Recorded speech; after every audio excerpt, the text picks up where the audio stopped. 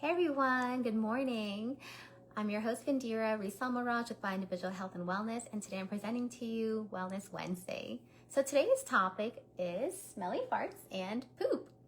So why this topic? So last week when I did my presentation, which was amazing, one of the questions that I got was, why does my child's farts smell? And I think this was such an excellent question.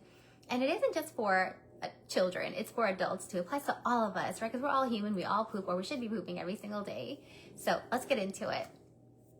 So why do farts smell? Well, really it's the bacteria that's fermenting all those foods that are in your gut that you eat from the digestive process, right? So why is it actually starting to smell? Well, sure, we know it's the bacteria, but certain foods, so if you have a food sensitivity, something that you're eating could actually alter that smell. If you have gluten sensitivity or celiac disease, you'll notice that your farts and your poops are going to be a little bit different. If you eat sulfur-containing foods like broccoli, cauliflower, Brussels sprouts. Animal proteins can also alter the smell of your farts and poop. And then constipation. So that brings us to our next question. What is a normal poop, right? Because we can say that your farts are smelly, but why? So my questions as a nurse would be, well, how often are you going to the bathroom? Are you fully evacuating your colon? Do you feel a full evacuation, or do you feel like you have to keep going back to the bathroom, several times in a day and just only a little bit's coming out? And then what is a little bit, right? How much is too much? What is the right amount of poop? And that's really by individuality. So I have my journal here and I have the Bristol poop chart. And so number 1 goes over constipation as well as number 2. So number 1, you're going to find that it's more pebbles. Number 2 is the pebbles are clumped together. That's constipation. Number 3 and 4 is really what we're looking for on the Bristol poop chart and when you're looking at your poop. So it's a more softer consistency. It's a sausage shape with cracks, like a soft serve ice cream, smooth, soft snake or a sausage shape. Number 5, 6, and 7 is when you have more looser stool. So ideally 3 to 4 in a Bristol poop chart is what you're looking at. And you can find that in my journal. And also you can track it. That's another thing that we need to be doing is tracking how much are you pooping in a day, and then what's the quality and the consistency.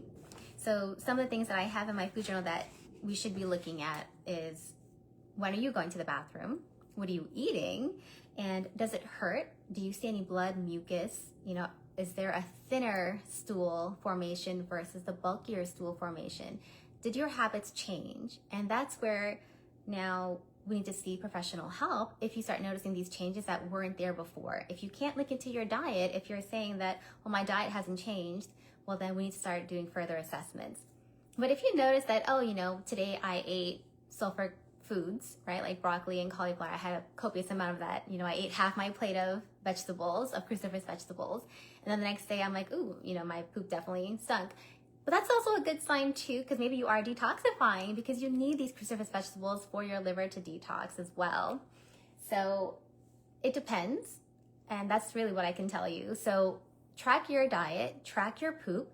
And then from there, you'll start to notice the patterns. And then you can determine for yourself, like, okay, it definitely makes sense because what I ate is what affected my poop and the fart smell versus the changes occurring all of a sudden. So that's it for my Wellness Wednesday talk. Please let me know if you have any questions that we can talk about next week or in the next coming weeks. Just go ahead and give me a DM. You can email me, you can call me, you could text me, anything you feel like you want to do to reach out and say, hey, I have this really important question and I would like some answers.